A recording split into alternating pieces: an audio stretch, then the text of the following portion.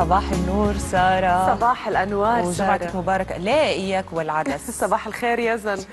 هلا ستي وأجدادنا كلنا بيقولوا العدس مسامير الركب. يعني قد ما إنه مهم وبقوي. ولكن القصة اللي رح أحكيها اليوم هي قصة طريفة كتير.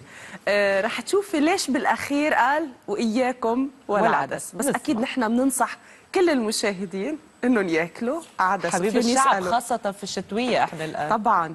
هلا العدس انت شو بتتخيلي بينعمل؟ شوربة العدس. نحن بلبنان بنعمل المجدرة، مجدرة الحمراء اللي مع البرغل او المجدرة المدردرة مع الرز. فانت كل انواع هول العدس هلا بدك تتخيليهم بهيدي الحكاية. يلا. يحكى انه كان في رجل ثري جدا ومعه مال كتير، وتزوج بامرأة، واكتشفت المرأة بعد الزواج انه هالرجل بخيل جدا. فكل ما يجي على البيت يجي حامل معه عدس. شو بدك تتروق؟ عدس. شو بدك تتغدى؟ عدس. شو بدك تتعشى؟ عدس. كل شيء من أشكال وأصناف العدس اللي بينعمل نعمل. يعني قولي معي: شوربة العدس، المجدرة بأنواعها، المدردرة، العدس مع البطاطا، العدس مسلوق، كل أنواع العدس. لمدة سنة كاملة هالمرة ما بتاكل هي وجوزها إلا عدس.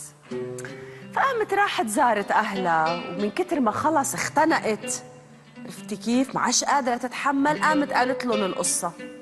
قالت لهم إنه جوزي ما بيطعميني إلا عدس، وكل ما قال له يا رجال مشتهي اللحمة، مشتهي الدجاج، مشتهي الفواكه، يقول لها لا، هو كلهم بضروا، ما بيفيد إلا العدس، والعدس مسامير الركب.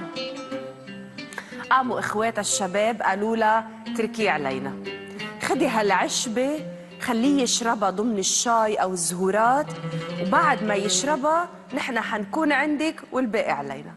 قامت هالمرة غلت هالعشبة بقلب الزهورات وشربته إياهن، وطلعت هيدي العشبة بتخليه ينام.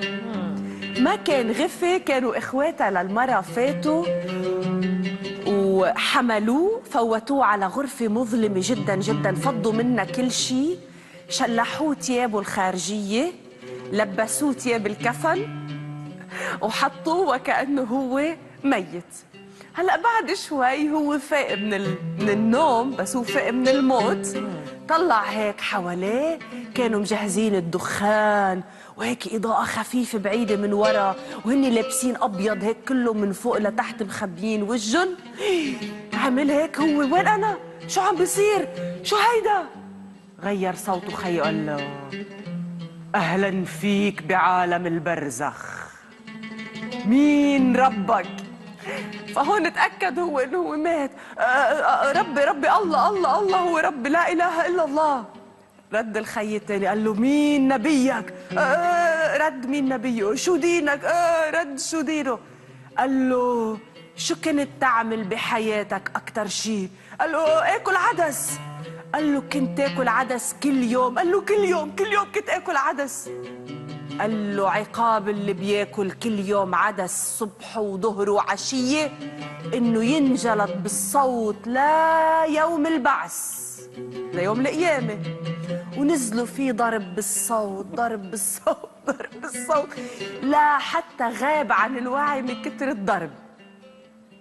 بعد شوي حملوه، غيروا له ثيابه، رجعوه، فوتوه على غرفته.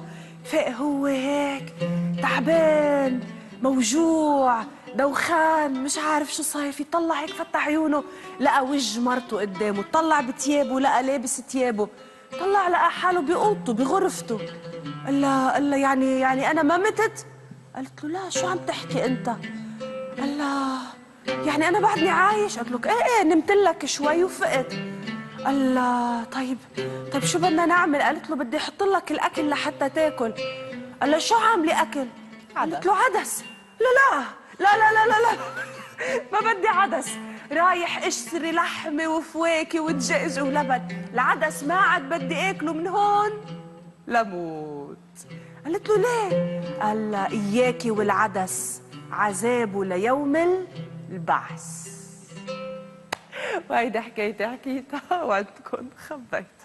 كل شيء بيزيد عن حده بينقلب بينقص لضده. شكرا. برجع بقول بالختام العدس جدا مفيد جدا لذيذ ولذيذ جدا، وخاصة بأيام الشتاء، ولكن مش صبح وظهر وعشية والواحد يبخل على حاله ما يتنعم بكل النعم اللي الله في هذه أعطاها. الحالة إياك والعدس. شكرا جزيلا لك الحكواتية سارة قصير على هذه القصة الممتعة، وشكرا يزن على العزف المصاحب من هذا المشوار. سنذهب إلى مشوار آخر ولكن معك أمين. معي